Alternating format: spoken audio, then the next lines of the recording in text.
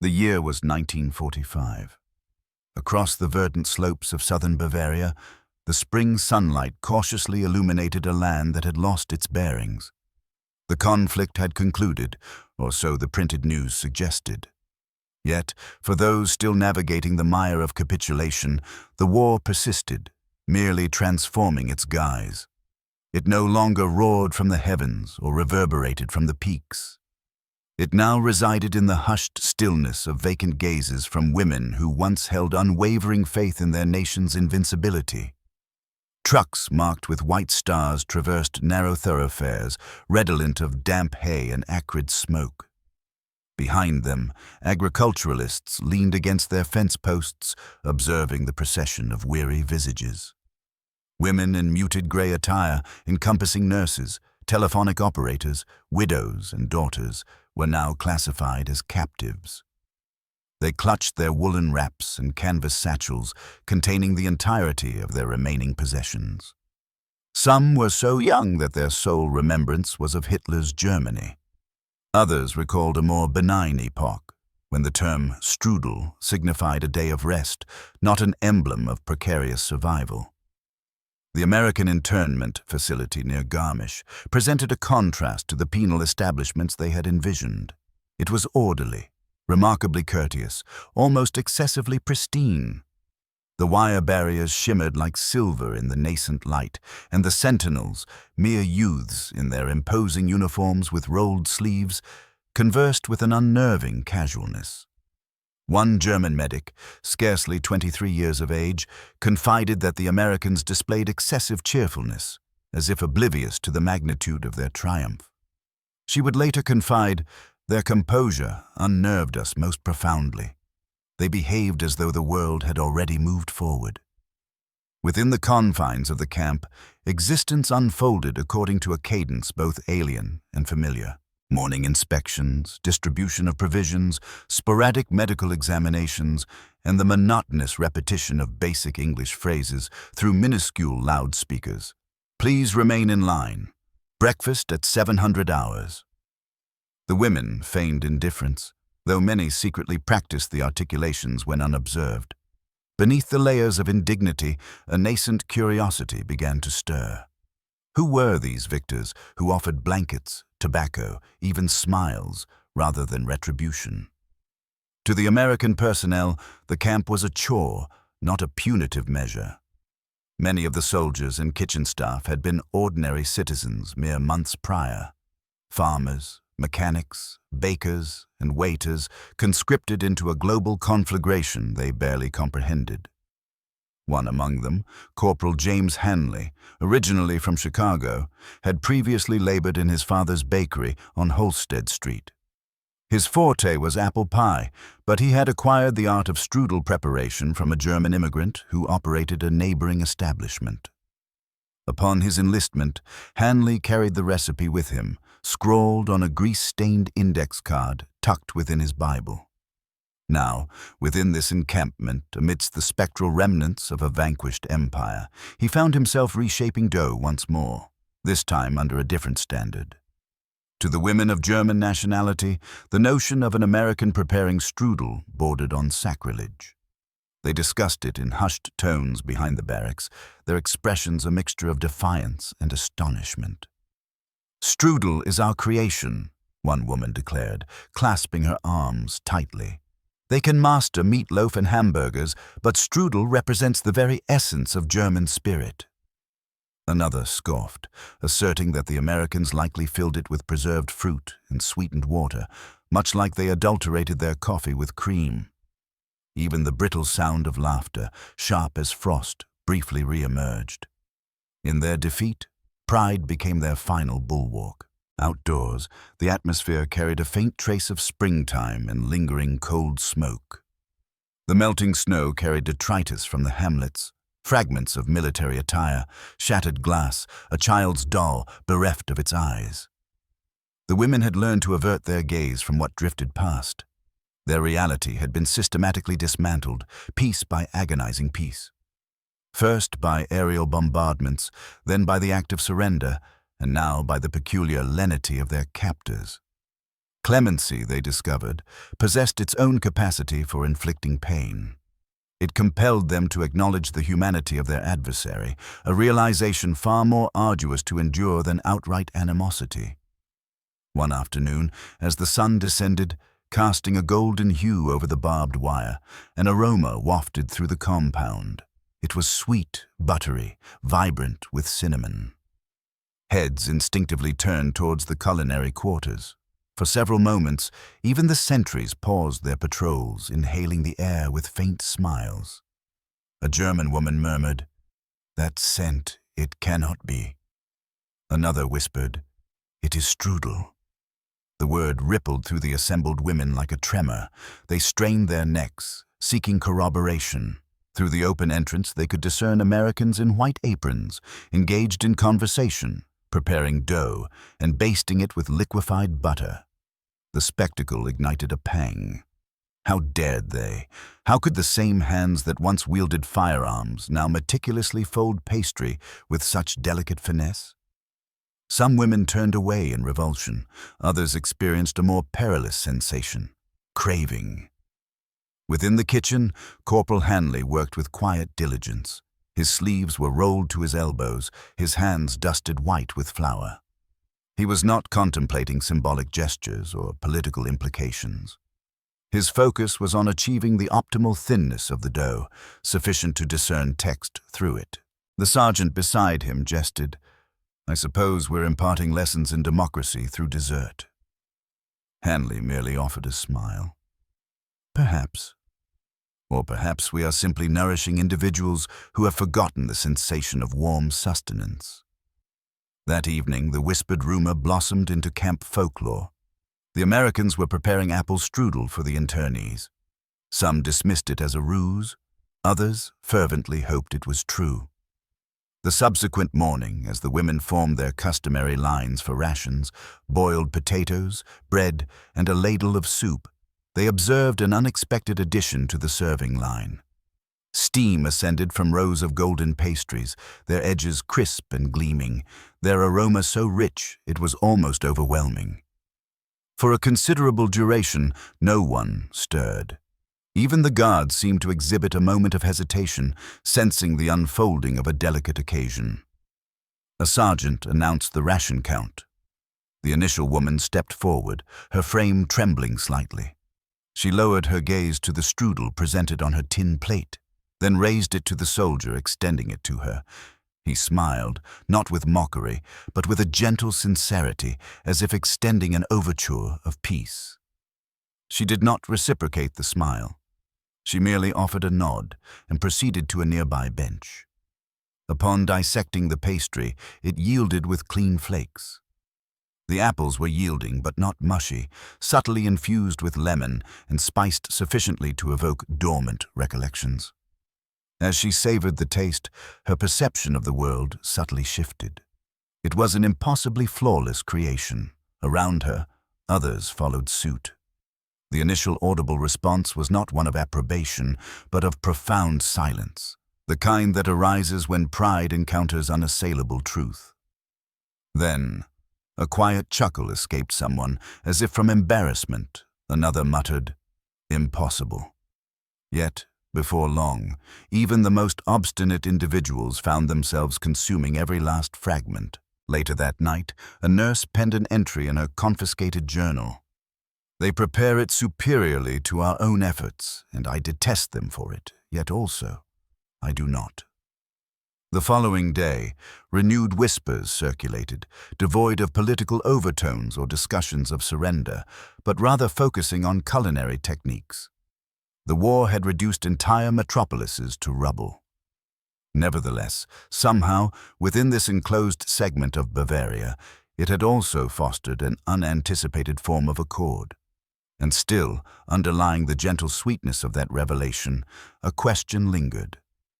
If the Americans could master the very essence of German culinary comfort, what other aspects of their existence might they reshape in their own image?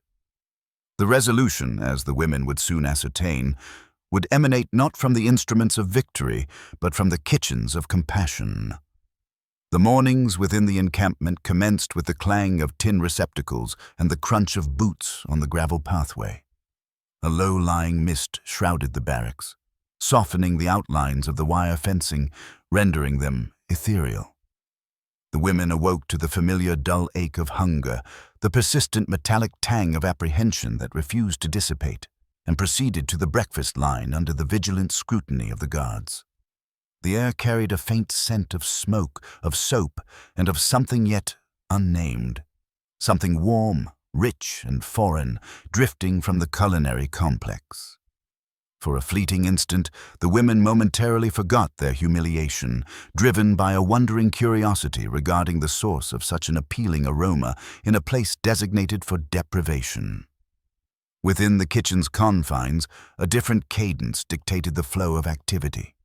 The clatter of ladles, the hiss of escaping steam, the muffled jests exchanged amongst the soldiers, these sounds supplanted the barked commands and the sharp crack of gunfire that had dominated the preceding months. It presented a peculiar paradox of warfare. Men who had once carried firearms now wielded rolling pins.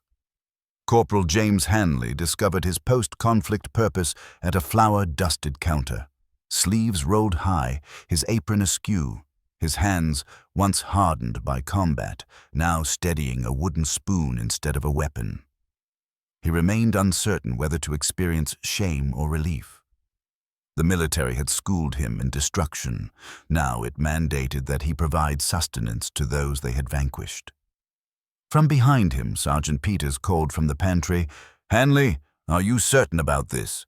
These women likely consider cinnamon a war offense." Hanley emitted a subdued chuckle. "Perhaps, but it's all we have left to fight with." The humor veiled an underlying sentiment, an unspoken unease with the prospect that kindness might now serve as their armament. He meticulously measured sugar into a substantial pot, added water, and observed its dissolution, the aroma of caramelized sugar and apples gradually permeating the atmosphere. Each rotation of the spoon felt like an act of defiance against the recent global turmoil. Outside, the women began to perceive the transformation, initially through scent, then through circulating whispers. "They are baking again," murmured a tall brunette who had formerly been employed in a patisserie in Augsburg. "Not bread this time? Something sweet." A nurse, her sleeves rolled high from the arduous task of scrubbing latrines, scoffed. "Americans cannot even brew proper coffee. What knowledge could they possess of pastry?" The others murmured their assent, yet their tone conveyed more longing than derision. Hunger had transcended its purely physical dimension. It was now a craving for confirmation that life could still offer pleasant sensations. By midday, the camp had evolved into a peculiar amalgamation of suspicion and eager anticipation. Smoke billowed from the chimneys, thick with the fragrance of butter and baked fruit, enfolding the perimeter fences like an irresistible allure. The guards engaged in jovial banter amongst themselves, affecting an obliviousness to the manner in which every prisoner's gaze was fixed upon the dissipating clouds. Inside, Hanley and his diminutive team toiled relentlessly, improvising with the available provisions. Army-issue flour, canned apples from surplus stores, and a pinch of nutmeg secreted from a Red Cross crate. They lacked delicate puff pastry or refined German butter. Yet, as the dough thinned beneath their rolling pins, the kitchen became imbued with a sense of something sacred. Private Reynolds leaned against the counter, wiping perspiration from his brow. "Do you ever find it strange, Sarge?" he inquired. "Feeding the very individuals who fired upon us last year." Hanley paused, his whisk momentarily stilled. "Yes," he responded quietly. "But perhaps that is how we achieve genuine victory." He did not intend victory in a martial sense. He envisioned something more gentle, more profound, a triumph that could not be quantified on a medal. Through the kitchen window, Hanley observed the German women congregated in small clusters near the fence, their countenances pale and watchful. They were no longer hurling insults. They were waiting. Some folded their arms, feigning disinterest, while others sniffed the air as if it might betray a hidden secret. The sight of them evoked a sense of disquiet within him, a realization that nourishing the vanquished demanded a greater measure of fortitude than confronting them in battle ever had. He mused that compassion was a heavier burden than any rifle. In the afternoon, a contingent of women was instructed to assist in scrubbing the mess hall floors. Among them was the former pastry maker from Augsburg. Her name, as Hanley would later discover, was Marta. She moved with understated precision, her gaze directed downwards, her hands reddened by soap and frigid water. When she heard the oven door creak open behind her, instinct compelled her to glance back. For a fleeting instant, her past life was reanimated. The scent of browned pastry, the soft crackle of buttery crust. She froze, then quickly averted her eyes, feeling a sense of shame for her own wistful remembrance. The war had transformed nostalgia into an act of treachery. Hanley noticed her hesitation. "You've baked before, haven't you?" he inquired gently, without conscious deliberation. The words hung in the air, akin to a challenge. Marta straightened, not daring to meet his gaze. "Everyone in Germany has baked," she stated flatly, her accent precise and imbued with pride. He nodded, a near imperceptible smile gracing his lips. "Then you will know if we are preparing it correctly." She cast him a look of mingled indignation and intrigue. It was the first genuine exchange of understanding between them. That evening, as the sun bled an orange hue behind the Alps, the kitchen transformed into a small arena of tension and culinary artistry. Dough was stretched to transparency, allowing light to pass through. Apples were tossed, and syrup gleamed like amber. Hanley worked silently, periodically glancing towards the window, acutely aware that the eyes observing from without were not merely fixated on food. They were witnessing a reframing of dignity. The American encampment had stripped these women of nearly everything, save for one persistent belief, that no foreigner could bake as well as a German. Now, even that certainty wavered. When the strudels were finally withdrawn from the ovens, the soldiers retreated in silent contemplation. Steam rose from the trays like sacred incense, carrying an aroma that transcended national affiliations. It was the universal essence of warmth, sugar, and memory. Peters crossed his arms and emitted a low whistle. "Well, damn, Hanley. Smells like peace." Hanley chuckled, though a subtle trace of melancholy flickered in his smile. "Peace," he murmured, "or surrender." Outside, the guards transported the trays towards the mess hall, the enticing fragrance preceding them like a herald. The German women remained motionless, their expressions a complex tapestry of disbelief and pride masked as disdain. One woman muttered, "We shall see if they can even roll it correctly." Another whispered, "They will inundate it with sugar, as they do everything else." However, as the trays passed, even their derision began to falter. The strudels appeared impeccable. Thin, delicate layers, meticulously folded, edges golden brown, the filling gently bubbling beneath the pastry crust. Marta's gaze lingered the longest. She could discern, even from a distance, that whoever had prepared them possessed a profound understanding of the craft. The precision of the folds, the marks left by the butter, the manner in which the pastry had seemed to breathe within the oven. It was no random occurrence. A prickling sensation, inexplicable, washed over her, as if her own pride had been quietly matched. When the initial tray reached the serving counter, a profound silence descended upon the entire camp. Even the guards ceased their conversations. For the internes, this was not merely about dessert. It represented something far more profound, an exploration of their current identity and the extent of their losses.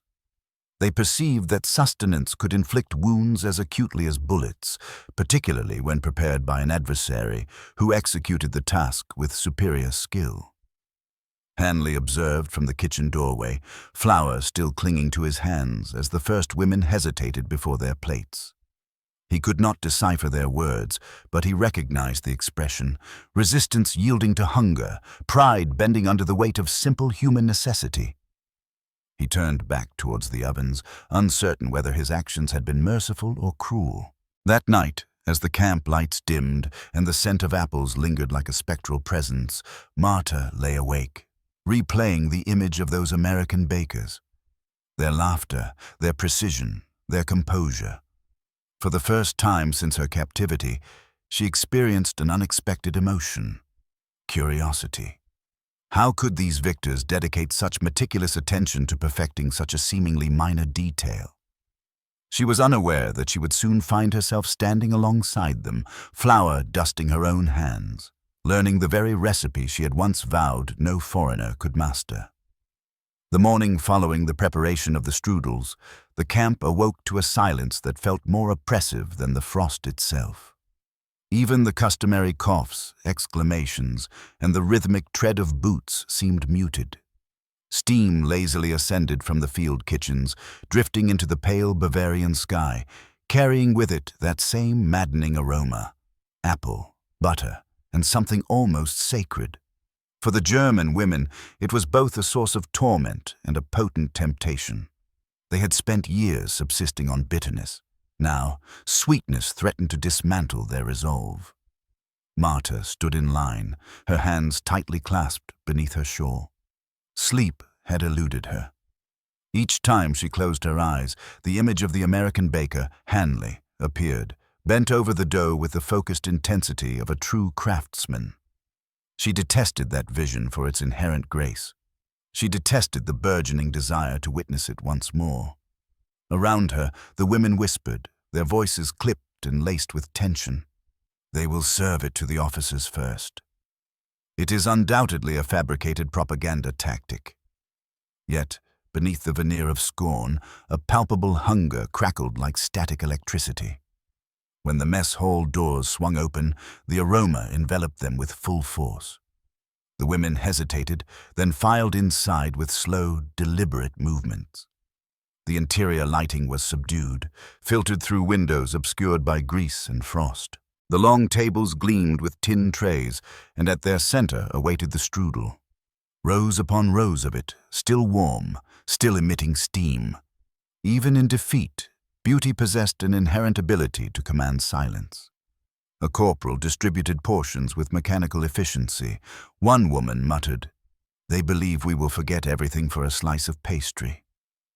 The soldier offered no response, simply placing a portion on her plate before moving on. When Marta's turn arrived, she regarded her portion with suspicion. The crust was a rich golden hue, the filling amber and glistening. She felt an urge to reject it, to assert that pride alone could sate one's hunger, but her hands betrayed her resolve. The initial bite was tentative, almost defiant. The pastry yielded with a gentle crackle. The apples remained tender beneath their sugary glaze. The flavor was perfectly balanced, neither excessively sweet nor overly dense, subtly enhanced by lemon and warmed by the comforting essence of cinnamon. It was perfection, almost too perfect. Marta froze mid-bite. Around her, others were tasting, their faces transitioning through stages of disbelief, resentment, and finally, quiet capitulation. No one spoke, yet a palpable shift occurred within the room. For months, their palates had known only the taste of fear. Now, it was butter and fruit.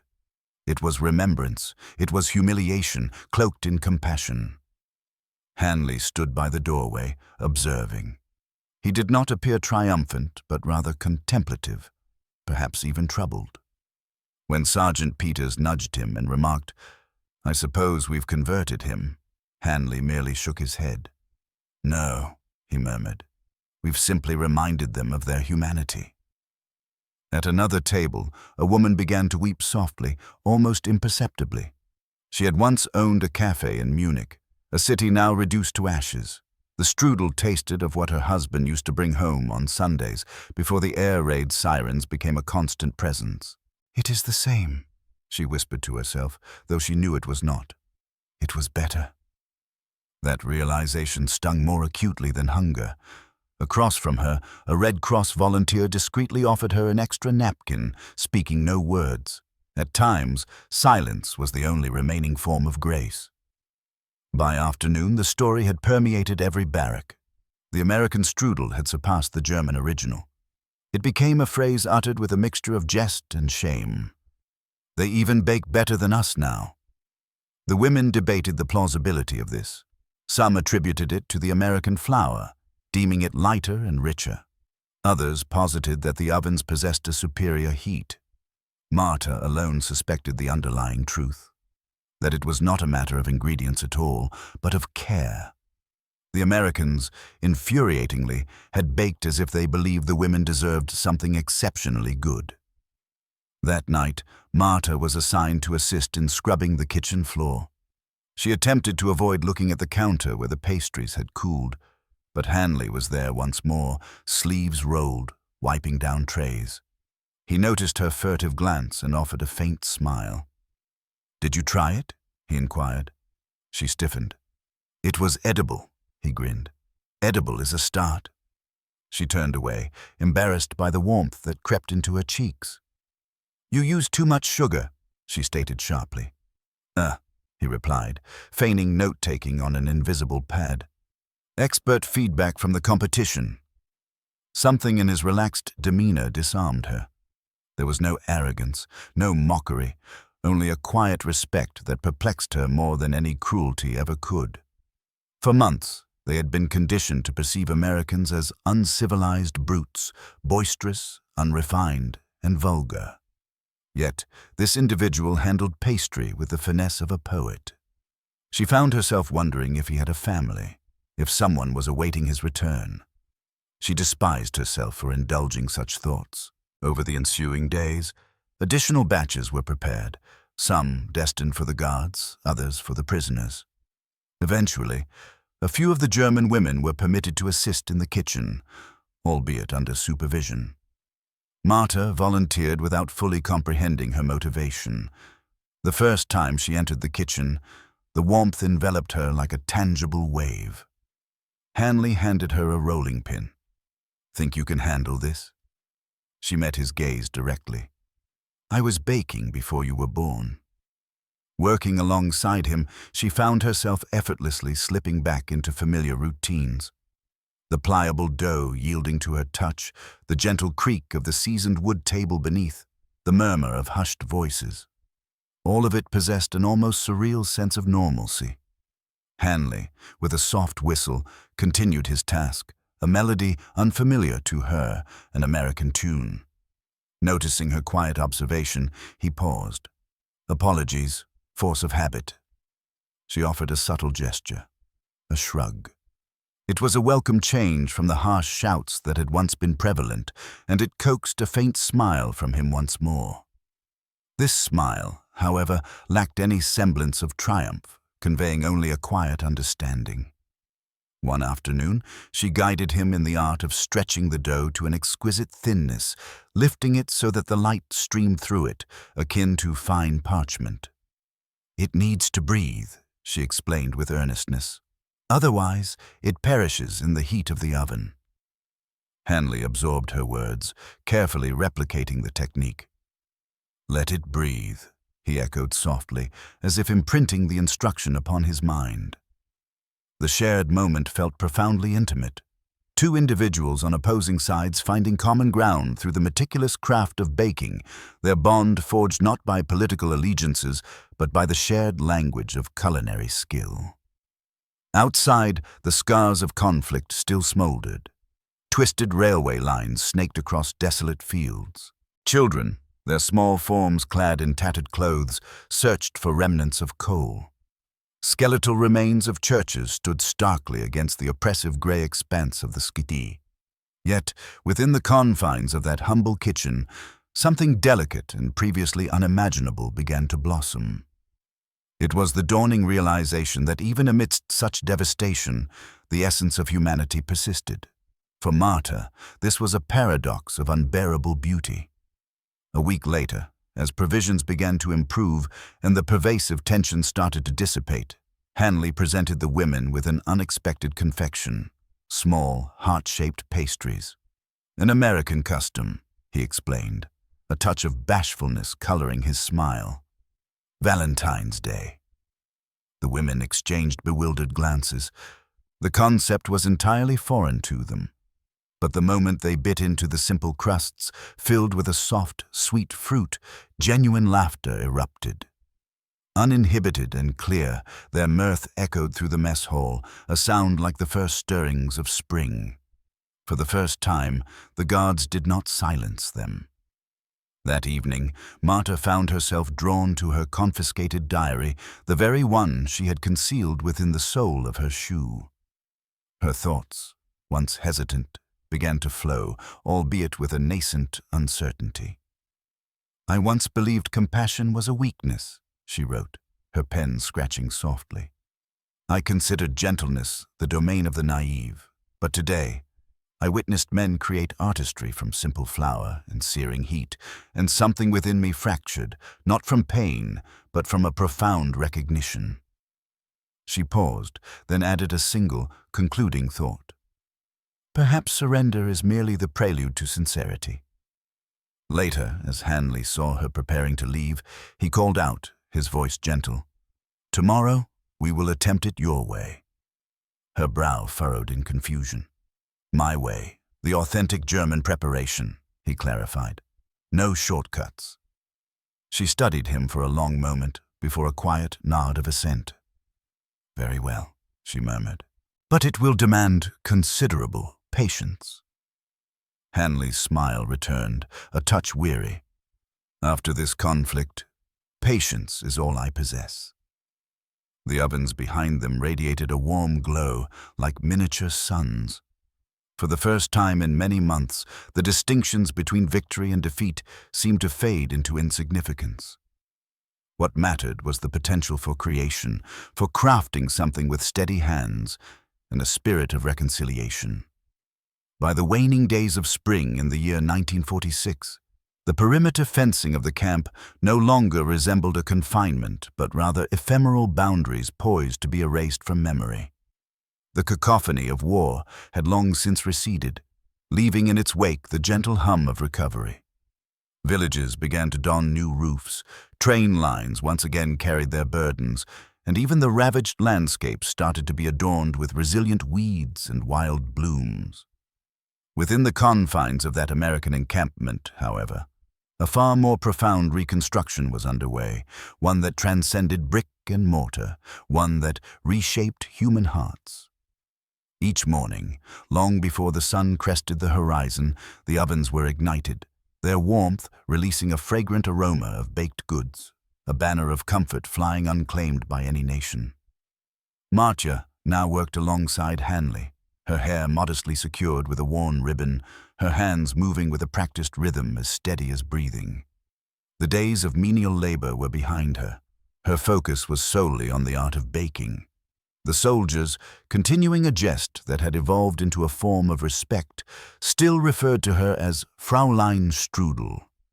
She offered no correction. With each delicate fold of dough, it felt as though she were weaving together two disparate worlds, one consumed by fire, the other tentatively learning the grace of forgiveness. Hanley, too, had undergone a transformation. The rigid bearing of a soldier had softened.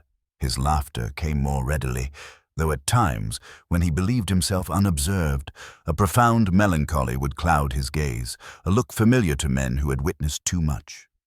He often remarked that the solace of baking quieted the internal clamor that lingered. "I reckon," he confided to Marta one occasion, "if you can conjure something sweet after everything's turned bitter, that might be the true meaning of triumph." She offered no verbal reply, but her silence conveyed a deep agreement.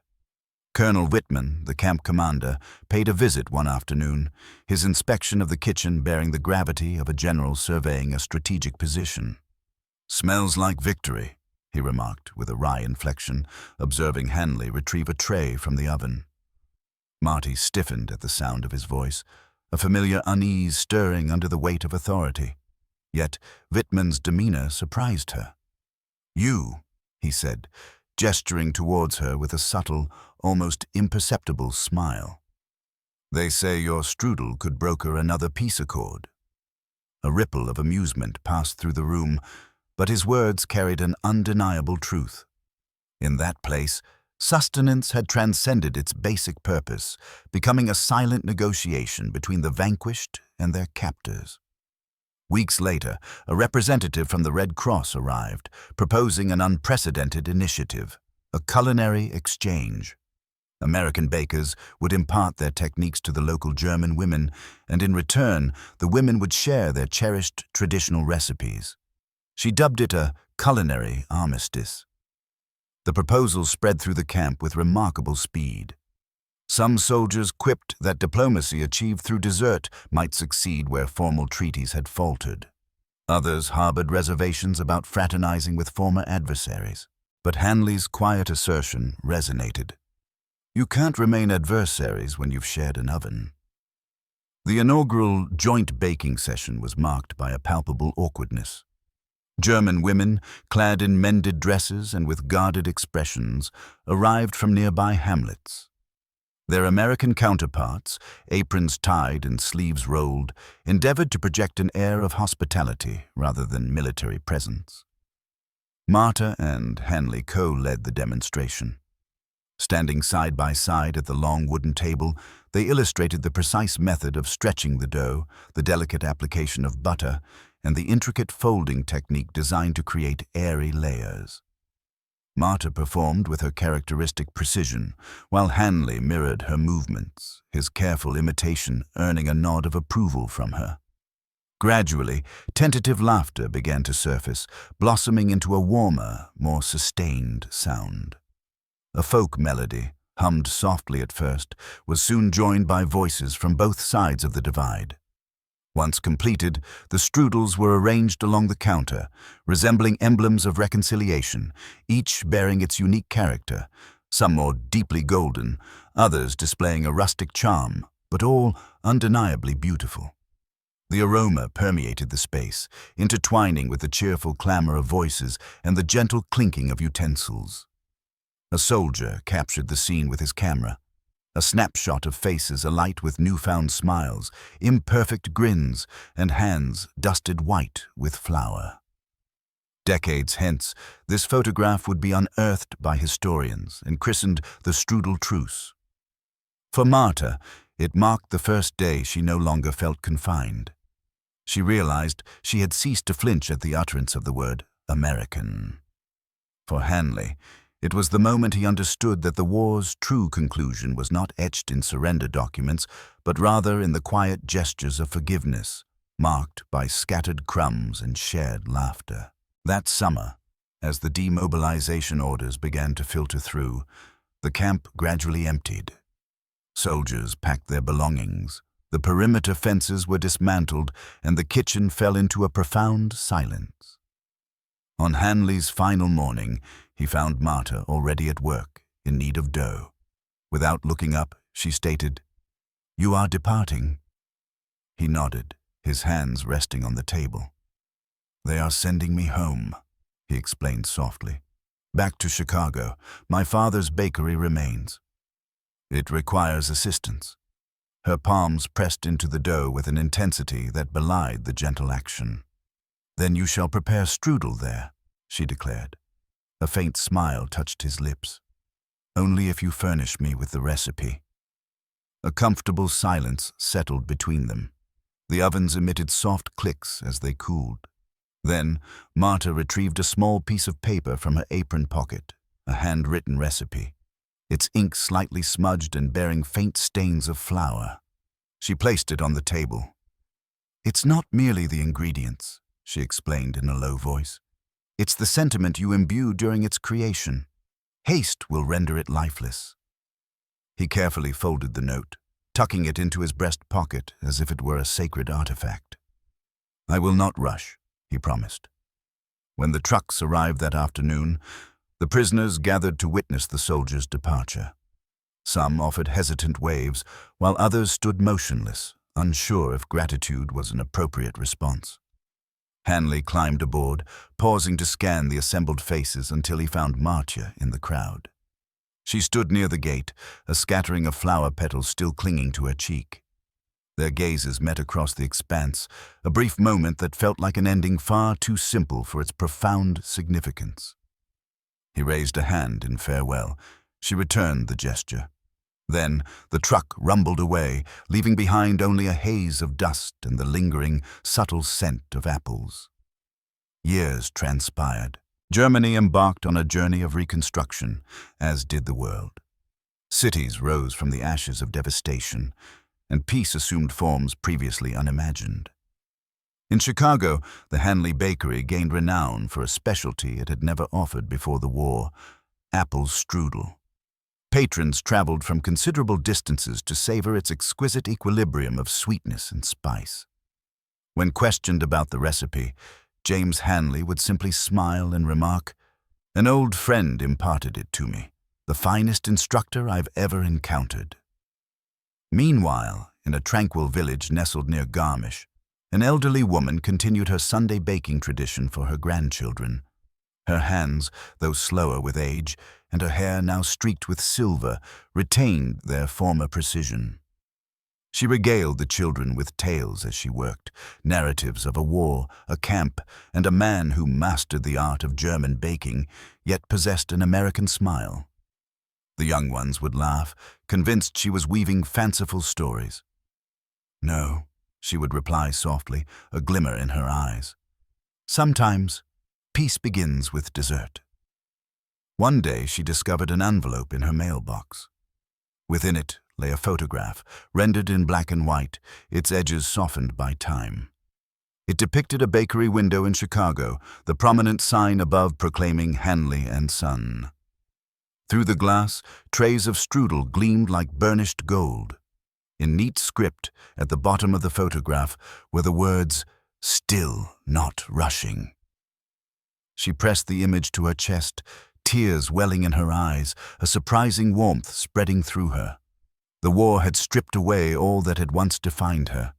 Yet, through a singular act of creation, she had reclaimed something far more valuable than victory: a profound connection. That evening she lit a candle, placing the photograph beside its gentle flame. The comforting aroma of warm apples once again filled her kitchen, mingling with the soft patter of rain against the window pane. As the first strudel began to brown in the oven, she whispered, "You baked it with greater skill. I concede." Then, a smile touched her lips, tinged with a quiet, lingering ache. "But I imparted the knowledge." And across the vast ocean, unbeknownst to her, another oven flickered to life.